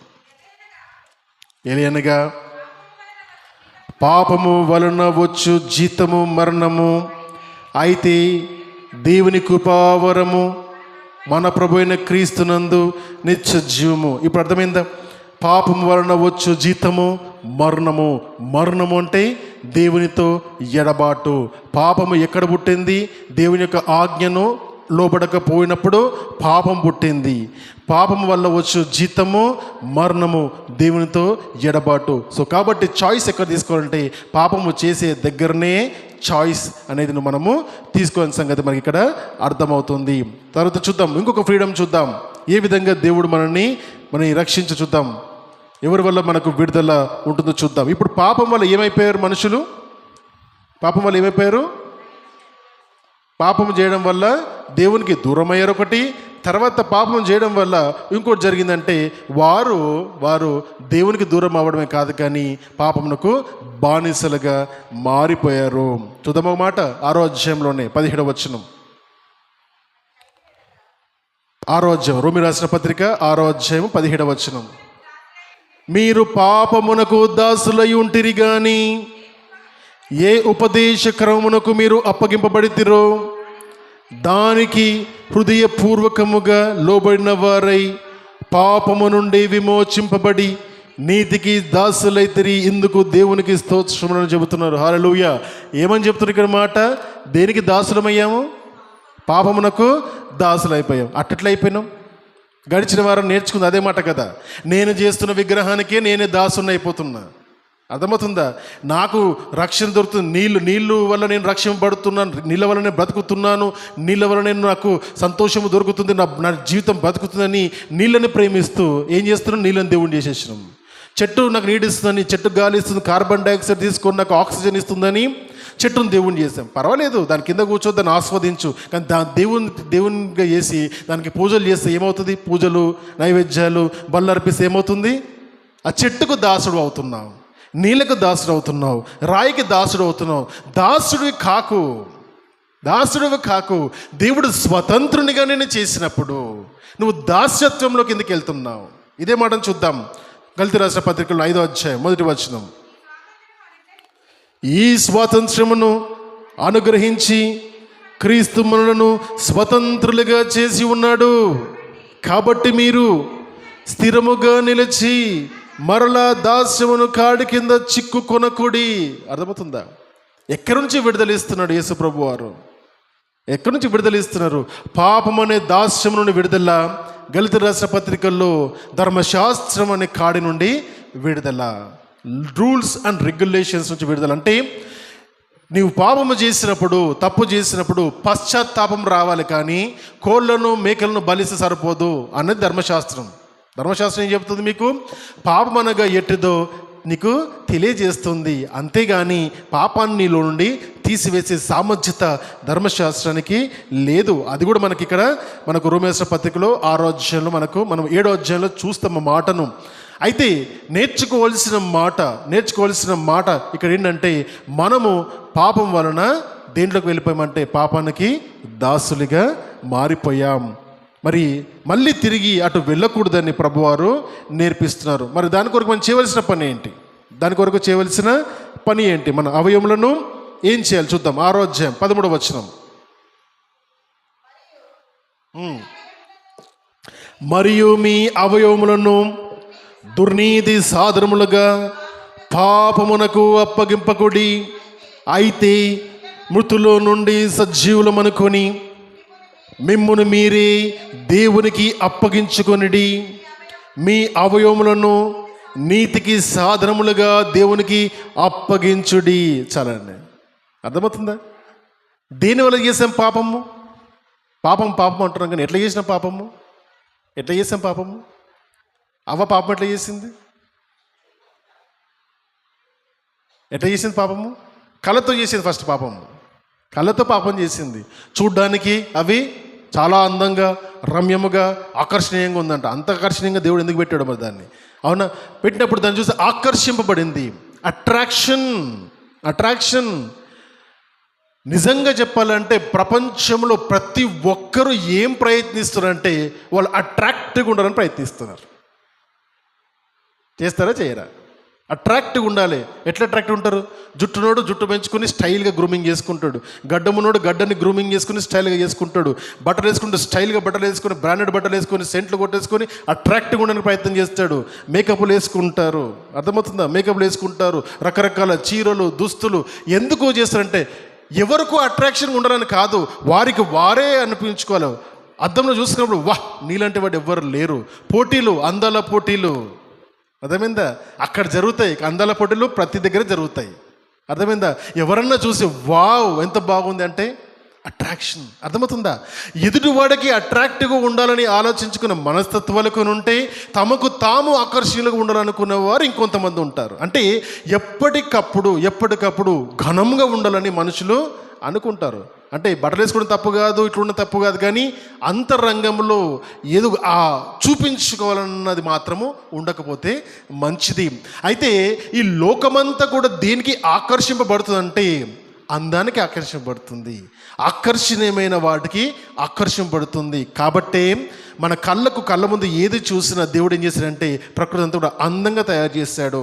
ఎందుకంటే మనకు తెలుసు మనం అట్రాక్ట్ అవుతాం వీటికి. మనుషులు ఇంకా అందాన్ని ఇంకా మైమెరుపుగా చేసి మనుషుల్ని ఏం చేస్తారంటే పాపం వైపు అట్రాక్ట్ చేస్తున్నారు. దానికి మొదటగా నీకు ఏముండాలంటే కళ్ళు కావాలి. గుడ్డోడికి ఎంత అందంగా ఉంటే లాభము? ఎంత అందంగా తయారు చేస్తాను లాభము? చూసుకోగలుగుతాడా? చూసుకోలేడు. కాబట్టి దేవునికి ఈయన కృతజ్ఞతాస్తులు చెల్లించు. ఏంటంటే నా కళ్ళను ఇచ్చావు దేవా నాకు.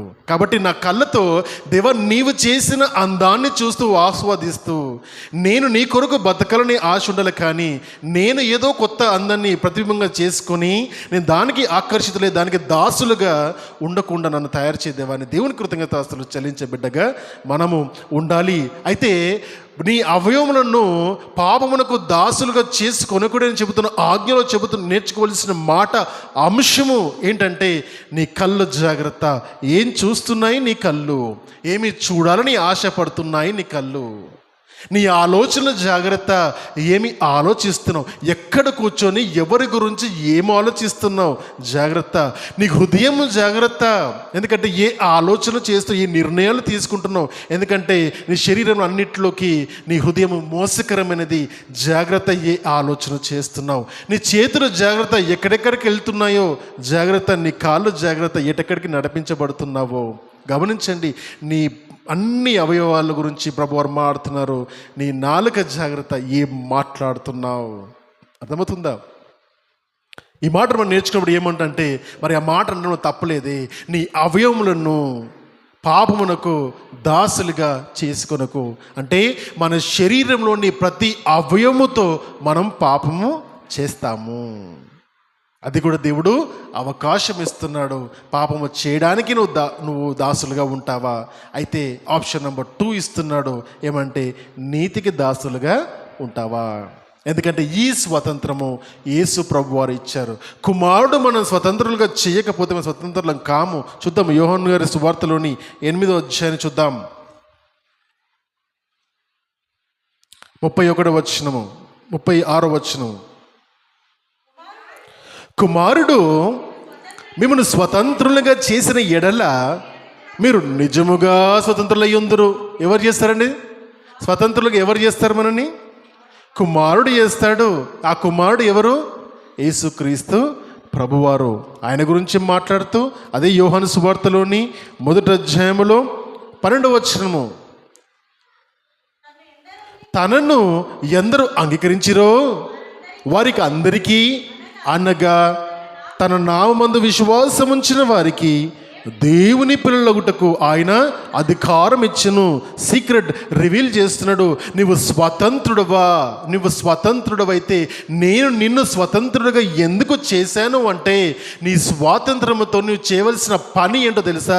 నీకు నచ్చిన పనికిమాలిన పనులు చేయడం కాదు, కానీ ఆయనను దేవుని అంగీకరించడము, యేసు క్రీస్తుని ప్రభువుగా అంగీకరించినప్పుడు దేవుని కుమార్తెలుగా నువ్వు తయారవుతావు. అంటే ఎక్కడికి వెళ్ళిపోతున్నావు మళ్ళీ? ప్రభువారు ఈ సృష్టిని చేసినప్పుడు తన స్వరూపాన్ని మనకిచ్చి, ఏ స్వరూపంలో మనం ఉండాలో, ఏ గుణగణాలతో మనం బ్రతకాలో, ఏ నిర్ణయాలు తీసుకోవాలో అవన్నీ కూడా మన హృదయంలో దేవుడు పెట్టి ఫ్రీ విల్ ఇచ్చి చెబుతున్న మాట అంటే, ఆయన అంగీకరిస్తే దేవుని కుమార్తెలుగా ఉంటావు, లేకపోతే పాపానికి దాస్యత్వంలోకి వెళ్తావు. దానివల్ల వచ్చేది మరణము, దేవునితో ఎడబాటు.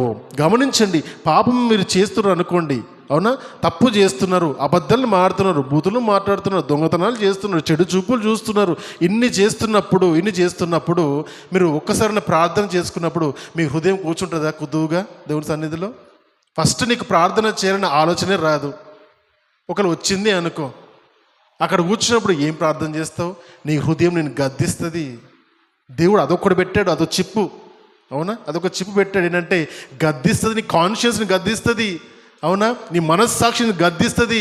సిగ్గులేదురా అన్ని పనులు చేసి వచ్చి ఇక్కడ కూర్చున్నావు అంటది, అందరికీ అంటది. ఓకేనా? కొందరికి అంటలేను, అందరికీ అంటది. అది అనాలి కూడా. వాత వేయబడ మనస్సాక్షి అయితే తప్ప, అంటే వాడికి అలవాటు అయిపోయింది. ఒక్కడిని చంపాను, బాధ అనిపించింది. రెండో వాడిని చంపడాను, కొంచెం బాధ అనిపించింది. మూడోని చంపాను, మజా వస్తుంది. 100 మంది చంపుతాడు, అయిపోయింది. ఉత్తగా అవ్వలేదు. దొంగలు, అవును, రౌడీ షీటర్లు, అది ఈ విధంగా మనుషులు చంపేవారు ఊరికేనే అవ్వలేదు. వాళ్ళందరికీ ఒకటిసారి రెండుసార్లు మనస్సాక్షి గద్దిస్తుంది. దాని తర్వాత వాత వేయబడుతుంది మనస్సాక్షి. అట్లనే క్రైస్తవులకు గొప్ప మనస్సాక్షి, క్రైస్తవులు కూడా వాత వేయబడిన మనస్సాక్షి వారు ఉంటారు. అంటే దేవుడు ఎవరో తెలిసి ఆయన శక్తిని వారు నమ్మరు. ఆయన శక్తిని నమ్మరు. ఏమనుకుంటారు అంటే, దేవునికి ప్రార్థన చేసేది నేను ప్రార్థన చేస్తాను, నేను చేసేది నేను చేస్తాను. అంటే ఏంటి?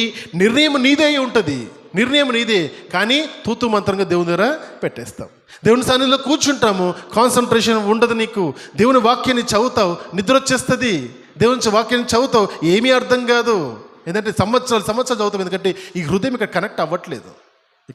కనెక్ట్ అవ్వట్లేదు. ఆ విధంగా నీ మనస్సాక్షి ఏమవుతుందంటే, తప్పు చేయడం నీకు అలవాటు అయిపోయి పొరపాటుగా చేసిన దాన్ని దేవుడు క్షమిస్తాడు, కానీ పాపాన్ని అలవాటుగా చేసుకున్న వాడిని దేవుడు వాత వేయడం మనస్సాక్షిగా వదిలేస్తాడు.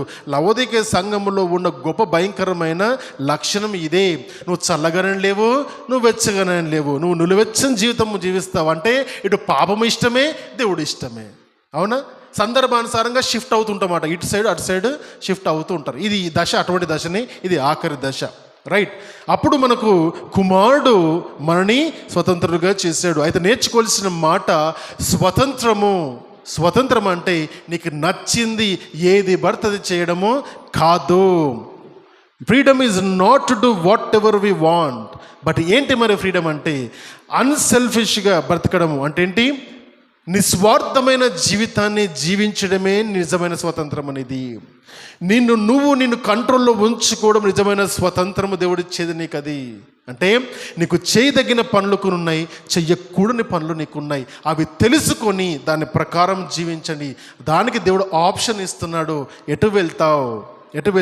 దేవుడు అనుగ్రహించిన కట్టడలు, ఆజ్ఞలను పట్టుకుని దాని ప్రకారం అడుగులు వేస్తావా, లేదా నీకు నచ్చినట్టు చేసుకుంటూ వెళ్ళిపోతావా? గమనించండి. మరి ఇదేం ఫ్రీడమ్ అండి అంటారు. యవనస్తులకైతే బాగా అర్థమవుతుంది మాట. ఇదేం ఫ్రీడము?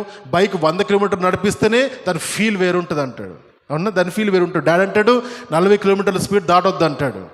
వాడికి ఎప్పుడు తెలుస్తుంది అది? వాడు పోయి దేనికో గుద్దినప్పుడో, వీడికేమో అయినప్పుడో అప్పుడు వస్తుంది. ఓహో, అందుకే చెప్పాడు డాడీ అని. అర్థమవుతుందా? As simple as that. ఉర్రుతలు ఊతుంటారు యవనస్తులు కానీ, వయసున్నవారు కానీ, పెద్దలు కానీ, ఇంకా ఉర్రుతలు ఊతుంటారు. ఏంటంటే అవకాశాలు దొరుకుతున్నాయి పాపాలు చేయడానికి. చేసుకోండి. దెబ్బ కొట్టి కూసబెడితే మళ్ళా దేవుడు లేవము ఇంకా ఎందుకంటే అవకాశాలు ఇస్తున్నాడు దేవుడు, వాక్యంతో మాట్లాడతాడు దేవుడు, నీతో ప్రతి సందర్భంలో మాట్లాడతాడు దేవుడు. ఇప్పటికైనా హృదయాన్ని మార్చుకోకపోతే I'm telling you my dear friends, I'm telling you, దినములు చెడ్డవి, చెప్పేటోడు ఉండడు నీకు. చెప్పేటోడు కరువైపోతే ఎక్కడికి వెళ్తావు?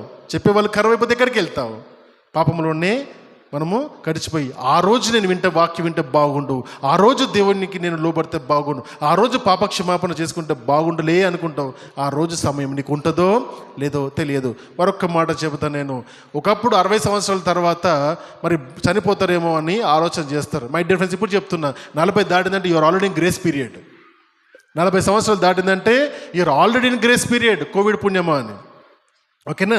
కాబట్టి నువ్వు 40 సంవత్సరాలు దాటావంటే గమనించుకో, దినములు కౌంట్ చేసుకోవాలి. ఎనీ టైం ట్రిగర్, అవునా? ఎనీ టైం ట్రిగర్ అవుతుంది మరణము. కాబట్టి ఆ సమయం రాకముందే జాగ్రత్త. అంటే 30 సంవత్సరాలు మంచిగా ఉండరా, ఎట్లా పడుతూ ఉండాలని అర్థం కాదు అది. దాని అర్థం ఏంటంటే ఎనీ టైం, మరణం అనేది ఎనీ టైం. జాగ్రత్త. ఇప్పటికి కూడా నువ్వు మారకపోతే ఇంకా తర్వాత సమయం ఉండదు. కాబట్టి జాగ్రత్తగా ఉండు. యేసు ప్రభువు వారు మనకిచ్చిన ఒక గొప్ప అవకాశం. కుమారుడు మనని స్వతంత్రంగా ఉంచాడు, స్వతంత్రంగా ఉంచాలని ఆశపడ్డారు. ఆయన ద్వారానే మనకు విడుదల. ఇది మన వల్ల జరిగిందా? కాదు. ఎక్కడుంది చెప్పాలి మీరు? ఈ రక్షణ అనుభవం మన వల్ల జరిగిందా? మన గొప్ప కార్యాలు చేసినందుక కాదు. అది దేవుని వరమే. ఎక్కడుంది? రోమాన్ల ఎఫెసీయులకు రాసిన పత్రిక 2వ అధ్యాయం 8వ వచనం. మీరు విశ్వాసము ద్వారా కృపచేతనే రక్షింపబడి ఉన్నారు. ఇది మీ వలన కలిగినది కానే కాదు, ఇది దేవుని వరమే. కాబట్టి అస్సలు కాల్ రెగ్రెసుకోవద్దు. అర్థమైందా? ఈ స్వతంత్రం ఇచ్చాడు కాబట్టి యేసుప్రభుని నమ్మాను, నేను యేసుప్రభుని నమ్మి నేను పవిత్రుని అయిపోయాను, ఇక గొప్ప పని చేసిన అనుకోవద్దు. ఇది దేవుని వరం. అది దేవుని యొక్క వాక్యం నీ చెవులకు వెళ్తుందంటే దేవుడు నీ పట్ల ప్రణాళిక కలిగి ఉన్నాడని నువ్వు నమ్మినట్టయితే ఆయన స్వరం నీ చెవులకు వినబడుతుంది. ఆ చెవులకు వినబడిన ఆ మాటలు హృదయం వరకు వెళ్తాయి, హృదయంలో కార్యాన్ని చేస్తాయి. ఇంకో మాట చూద్దాం, తర్వాత మనం ముగించుకుందాం. గలతీ రాసిన పత్రికలోని 5వ అధ్యాయంలో ఒక మాట.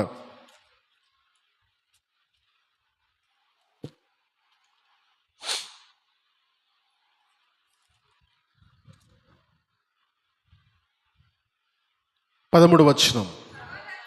సహోదరులారా, మీరు స్వతంత్రులుగా ఉండుటకు పిలువబడుతురి. అయితే ఒక్క మాట, ఆ స్వతంత్రము శారీర క్రియలకు హేతువు చేసుకొనక ప్రేమగలిగిన వారై ఒకరినొకడు దాసులై ఉండుడి. ధర్మశాస్త్రం అంతయు చెబుతున్న మాట, నిన్ను వలె నీ పొరుగువాడిని ప్రేమించుము అని ఒక్క మాటలో సంపూర్ణమై ఉన్నది. అయితే మీరు ఒకరినొకడు కరుచుకొని భక్షించిన ఎడల మీరు ఒకని వలన ఒకడు బొత్తిగా నశించిపోదురేమో చూచుకొనడి. అయితే చెబుతున్న మాట, నేర్చుకోవాల్సిన మాట, ఆత్మానుసారముగా నడుచుకొనుడి, అప్పుడు మీరు శరీరేచ్ఛను నెరవేర్చరు. శరీరమునకును ఆత్మకును, ఆత్మ శరీరమునకును విరోధముగా అపేక్షించును. ఇవి ఒక దానినొకటి వ్యతిరేకముగా ఉన్నవి గనుక మీరేమి నిశ్చయింతురు, అండర్లైన్, వాటిని చేయకుందురు. ఇప్పుడు మాట అదే కదా. ఆత్మకును శరీరకును ఎప్పుడు విరోధం ఉంటుంది. అయితే శరీర సంబంధమైన మనుషులు ఏ విధంగా ఉంటారంటే శరీర కార్యాలు చేస్తారు. శరీర కార్యాలు ఏవనగా అని కింద రాస్తాడు. అవునా? శరీర కార్యాల గురించి పెద్ద లిస్ట్ ఇస్తాడు. తర్వాత ఆత్మకార్యాల గురించి మాట్లాడతాం, ఆత్మ ఫలం గురించి మాట్లాడతాం, 9 విషయాలు మాట్లాడతారు. అర్థమవుతుందా? 9 అంశాల గురించి మాట్లాడతారు. ఏం నేర్చుకోవడానికి ప్రయత్నం చేస్తున్నాం ఇక్కడ? ఎటువైపు నీ అడుగులు వేస్తావో ఆ స్వతంత్రం దేవుడు నీకు ఇచ్చాడు. శరీరాన్ని మనము ఆధారము చేసుకొని కనుక జీవిస్తే, శరీర సంబంధమైన ఆలోచనగా జీవిస్తే 13 రకాల పాపాలు చేస్తామంట. చూద్దాం ఒకసారి 13 రకాల పాపాలు ప్లస్ ఇంకా అది ఆ శరీర కార్యాలు. అంటే స్వతంత్రం, ఎవరైతే నాకు స్వతంత్రం కావాలి అని ఆశపడి శరీర సంబంధంగా జీవిస్తారో ఇవి ఖచ్చితంగా చేస్తారు. మీరు చేస్తున్నారో లేదో చూసుకోండి.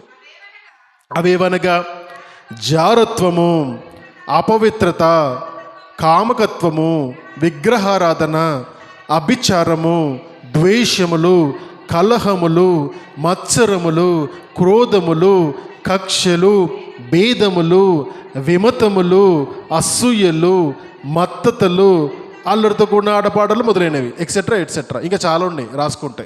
అవునా? ఈ విధంగా నా ఫ్రీడమ్ ఉంది, దేవుడు నాకు స్వతంత్రాన్ని ఇచ్చాడు అంటవా? నీ శరీరం అని చెబుతుంది అనుకో ఆ మాటలు.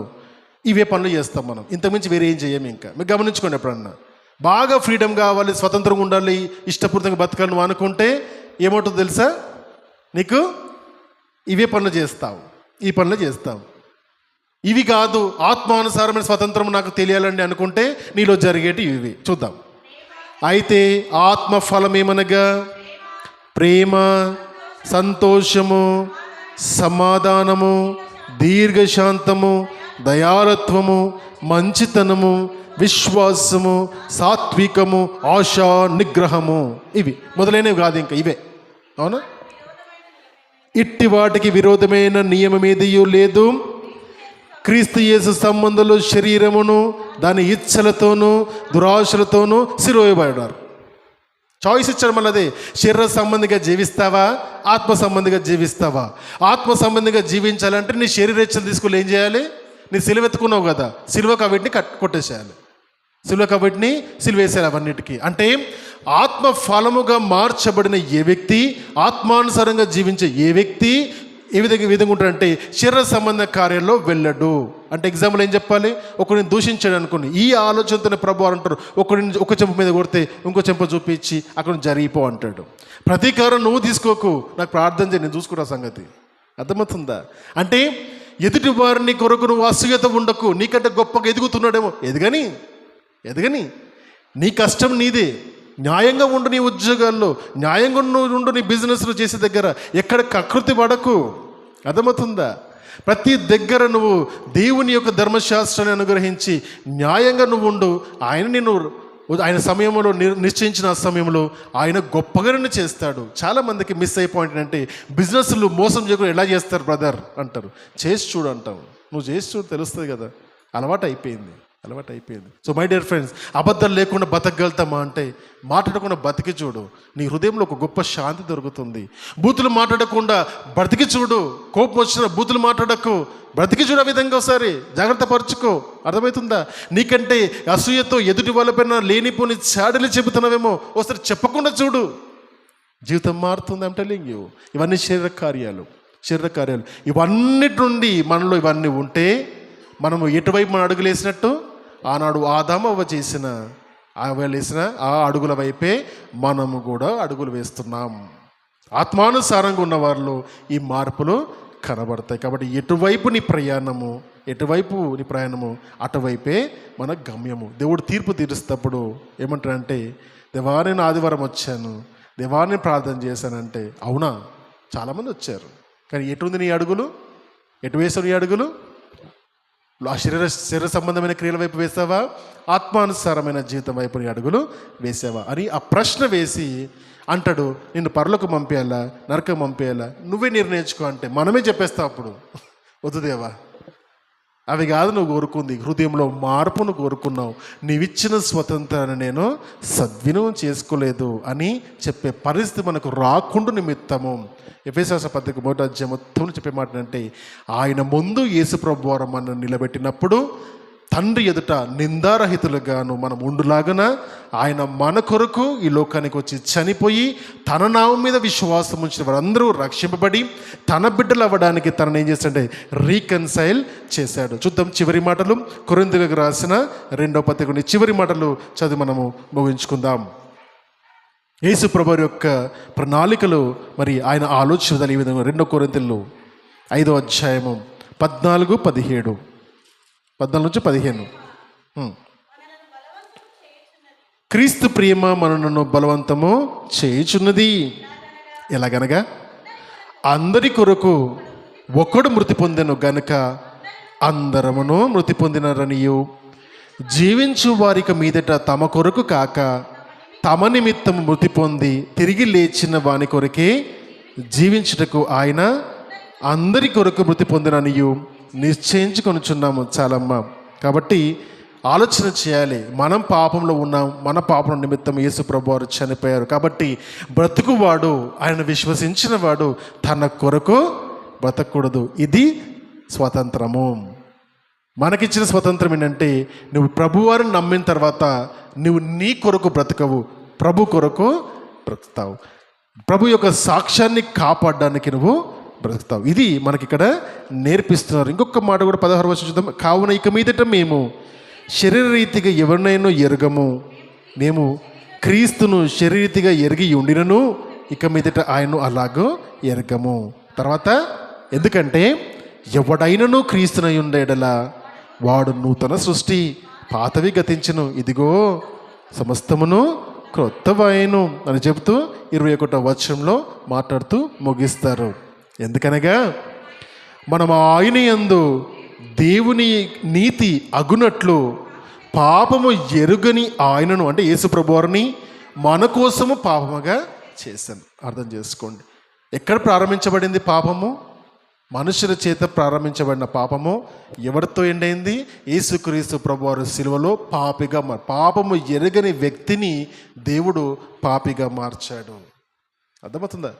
అంటే మనము పాపలము కాదు, మన పాపాలను మోసుకొని పోయాడని చెప్పడానికి నిదర్శనం ఏంటంటే పాపం ఎరగని ఆయనను దేవుడు పాపిగా మార్చి సిలువలో మరణించి, ఆ సిలువలో మరణించిన యేసు ప్రభువారిని ఎవరైతే రక్షకును అంగీకరిస్తారో వారు ఇక మీదట పాపములు కాదో వాళ్ళు దేవుని కుమారు అనబడతారని అంత బాహాటంగా రక్షణ ప్రణాళికను మన కొరకు వేశాడు దేవుడు. మరి ఆప్షన్ మీదకే దేవుడు వదిలేస్తున్నాడు. ఆ స్వతంత్రాన్ని దేవుడు మనకి ఇచ్చినప్పుడు మరి ఆ స్వతంత్రాన్ని సద్వినియోగం చేసుకుందామా, లేదా శరీర కార్యాల వైపు ఇంకా వెళ్తూ దేవుడు మన కొరకు మరణించిన సంగతిని మరచిపోయి ఇంకా పాపంలోనే బ్రతుకుతూ ఉన్నామా? పర్వాలేదులే అనుకుంటామేమో. దేవుని దృష్టిలో చిన్న పాపం పెద్ద పాపం లిస్ట్ లేదండి. ఆయన ఆజ్ఞను వ్యతిరేకించిన ప్రతిదీ పాపమే. అవన్నిటి కొరకు ఆయన ఒక్కసారి చనిపోయారు. కాబట్టి ఆయన యందు మనముంటే మనము నూతన సృష్టి అనే సంగతిని ఎరుగుదాం. ఈరోజు నువ్వు నీ పాపాన్ని ఒప్పుకొని పశ్చాత్తాపపడి, ప్రభువా నన్ను క్షమించు, నేను ఇక నుండి నా ముందుకు వచ్చి ఏ శోధనైనా సరే దానికి దాసులుగా ఉండకుండా మీరు నాకు ఇచ్చిన స్వతంత్రాన్ని ఉపయోగించుకొని మీ తట్టు తిరిగి మీ ఆజ్ఞను నెరవేర్చే బిడ్డగా నేను ఉంటానని వాగ్దానం చేయి. దేవునితో నీ మనస్సు మారుతుంది. ఎందుకంటే ఆయన మరణించింది నీ కొరకు నా కొరకే. ఇప్పటికీ కూడా దేవుని ఎరగని వ్యక్తిగా ఉన్నవేమో, జాగ్రత్త, ఆలోచన చెయ్యి. దేవుడు నీకు ఇచ్చిన స్వతంత్రాన్ని సద్వినియోగం చేసుకో.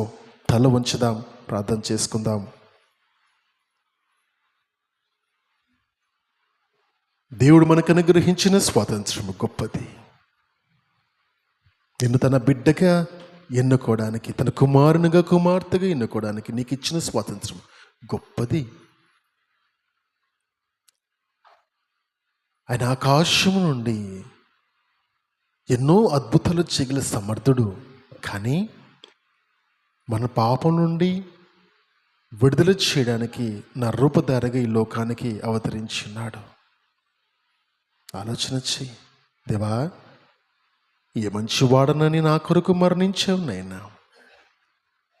నిన్ను వెంబడించడము నాకు ఇష్టం అని చెబుతున్నావు ప్రభువా. దేవుణ్ణి ప్రేమించడము నీ ఇష్టము, దేవుణ్ణి వెంబడించడము నీ ఇష్టము, దేవునికి ప్రార్థించడము నీ ఇష్టము, దేవుని కొరకు బ్రతకడము నీ ఇష్టము, సమస్తము నీ ఇష్టమే. యేసు ప్రభువారి లోకంలో ఉండి చెప్పిన మాట, తండ్రి నీ చిత్తము పరలోకమందు నెరవేరినట్లుగా భూమి యందు నెరవేరునుగాక అని చెప్పిన ఆ మాట మనం పలకగలుగుతామా? ఆలోచన చెయ్యి.